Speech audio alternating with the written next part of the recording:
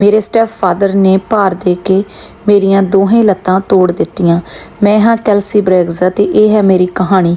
ਮੇਰੇ ਮਤਰੇਏ ਬਾਪ ਨੇ ਮੇਰੀਆਂ ਦੋਵੇਂ ਲੱਤਾਂ ਤੋੜ ਦਿੱਤੀਆਂ। ਮੇਰਾ ਜਨਮ 28 ਦਸੰਬਰ 2002 ਨੂੰ ਅਮਰੀਕਾ ਵਿੱਚ ਹੋਇਆ। ਮੇਰੀ ਮਾਂ ਰੇ ਡੌਨ ਸਮਿਥ ਅਤੇ ਪਿਤਾ ਦਾ ਨਾਮ ਲੈਂਸ ਬ੍ਰੈਗਜ਼ ਸੀ। ਜਦੋਂ ਮੇਰੀ ਮਾਂ ਅਜੇ ਪ੍ਰੈਗਨੈਂਟ ਹੀ ਸੀ ਤੇ ਮੇਰੇ ਮਾਂ-ਬਾਪ ਦੋਵੇਂ ਅਲੱਗ ਹੋ ਗਏ। 2004 ਵਿੱਚ ਮੇਰੀ ਮਾਂ ਮਾਈਕਲ ਲੀ ਪੋਰਟਰ ਨਾਂ ਦੇ ਇਨਸਾਨ ਨੂੰ ਮਿਲੀ, ਜਿਸ ਦੇ 2 ਧੀਆਂ ਪਹਿਲੇ ਰਿਸ਼ਤੇ ਤੋਂ ਸਨ। ਬਹੁਤ ਜਲਦ ਮੇਰੀ ਮਾਂ ਅਤੇ ਮਾਈਕਲ ਨੇ ਇਕੱਠੇ ਰਹਿਣ ਦਾ ਫੈਸਲਾ ਕੀਤਾ। ਬਹੁਤ ਜਲਦੀ ਹੀ ਮੇਰਾ ਹਸਪਤਾਲ ਜਾਣਾ ਸ਼ੁਰੂ ਹੋ ਗਿਆ ਸੀ। ਬਹੁਤ ਸਾਰੇ ਬਰੂਜ਼ਸ ਮੇਰੇ ਨਿੱਕੇ ਜਿਹੇ ਸਰੀਰ 'ਤੇ ਦਿਖਣੇ ਸ਼ੁਰੂ ਹੋ ਗਏ ਸਨ। ਮੇਰੀ ਮਾਂ ਮੈਨੂੰ ਆਪਣੇ ਅਸਲੀ ਬਾਪ ਕੋਲ ਲੈ ਕੇ ਗਈ, ਜਿਸ ਨੇ ਮੇਰੇ ਬਰੂਜ਼ਸ ਨੂੰ ਮੈਨੂੰ ਨਹਾਉਂਦੇ ਹੋਏ ਨੋਟਿਸ ਕੀਤਾ। ਜਲਦੀ ਹੀ ਉਹ ਮੈਨੂੰ ਹਸਪਤਾਲ ਲੈ ਗਿਆ ਅਤੇ ਸੋਸ਼ਲ ਸਰਵਿਸਿਜ਼ ਨੂੰ ਉਸਨੇ ਕੰਟੈਕਟ ਕੀਤਾ। ਮੇਰੇ ਬਾਪ ਨੇ ਮੇਰੀ ਮਾਂ ਨੂੰ ਸਵਾਲ ਕੀਤੇ, ਪਰ ਫਿਰ ਵੀ ਉਹ ਨਹੀਂ ਸਮਝੀ ਕਿ ਹੋ ਕੀ ਰਿਹਾ ਹੈ।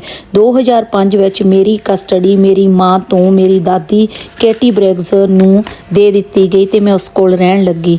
ਪਰ ਮੇਰੀ ਮਾਂ ਮੈਨੂੰ ਟਾਈਮ ਟੂ ਟਾਈਮ ਦੇਖਣ ਆਉਂਦੀ ਰਹਿੰਦੀ ਅਤੇ ਨਾਲ ਵੀ ਲੈ ਕੇ ਚਲੀ ਜਾਂਦੀ।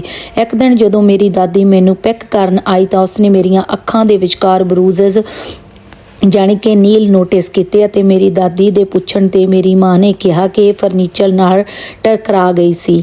ਇੱਕ ਹੋਰ ਵਾਰ ਉਸਨੇ ਇੱਕ ਹੋਰ ਝੂਠ ਬੋਲਿਆ ਕਿ ਉਸ ਦਾ ਗਿੱਟਾ ਮੁੜ ਗਿਆ ਸੀ, ਪਰ ਜਦੋਂ ਮੈਨੂੰ ਹਸਪਤਾਲ ਲੈ ਕੇ ਜਾਇਆ ਗਿਆ ਤਾਂ ਮੇਰੇ ਸਰੀਰ 'ਤੇ ਨਿਸ਼ਾਨ ਸਨ। ਜਦੋਂ ਮੇਰੀ ਮਾਂ ਨੇ ਮੈਨੂੰ ਮੇਰੀ ਦਾਦੀ ਦੇ ਘਰ ਡ੍ਰੌਪ ਕੀਤਾ ਤਾਂ ਦਾਦੀ ਨੇ ਨੋਟਿਸ ਕੀਤਾ ਕਿ ਮੇਰਾ ਤੁਰਨਾ ਵੀ ਮੁਸ਼ਕਿਲ ਹੋ ਰਿਹਾ ਸੀ।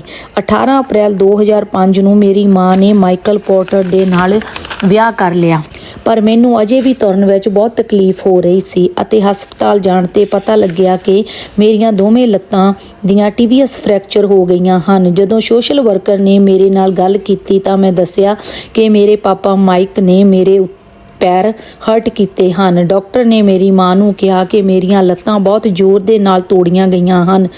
ਮਈ ਦੇ ਵਿੱਚ ਮੇਰੀ ਕਸਟਡੀ ਸ਼ੱਕ ਦੇ ਆਧਾਰ 'ਤੇ ਮੇਰੀ ਦਾਦੀ ਅਤੇ ਮਾਂ ਦੋਹਾਂ ਤੋਂ ਵਾਪਸ ਲੈ ਲਈ ਗਈ। 15 ਜੂਨ ਨੂੰ ਮੇਰੀ ਕਸਟਡੀ ਫਿਰ ਮੇਰੀ ਮਾਂ ਨੂੰ ਦੇ ਦਿੱਤੀ ਗਈ ਕਿਉਂਕਿ ਇੱਕ ਸੋਸ਼ਲ ਵਰਕਰ ਉਸ ਨੂੰ ਕਲੋਜ਼ਲੀ ਮੋਨੀਟਰ ਕਰ ਰਹੀ ਸੀ। 11 ਅਕਤੂਬਰ 2005 ਉਹ ਮਨਹੂਸ ਦਿਨ ਜਦੋਂ ਮੈਂ ਆਪਣੀ ਮਾਂ ਦੇ ਕੋਲ ਸੀ ਤਾਂ ਮਾਈਕਲ ਪੋਰਟਰ ਨੇ ਮੇਰੀ ਮਾਂ ਰੇ ਨੂੰ ਕਿਹਾ ਕਿ ਉਹ ਉਸ ਦੀਆਂ ਦੋਹੇ ਬੇਟੀਆਂ ਨੂੰ ਸਕੂਲ ਤੋਂ ਲੈ ਆਵੇ, ਪਰ ਜਦੋਂ ਉਹ ਘਰ ਵਾਪਸ ਆਈ ਤਾਂ ਐਂਬੂਲੈਂਸ ਉਸ ਦੇ ਘਰ ਦੇ ਅੱਗੇ ਖੜੀ ਸੀ ਤੇ ਮੇਰੇ ਸਾਹ ਮੁੱਕ ਚੁੱਕੇ ਸਨ।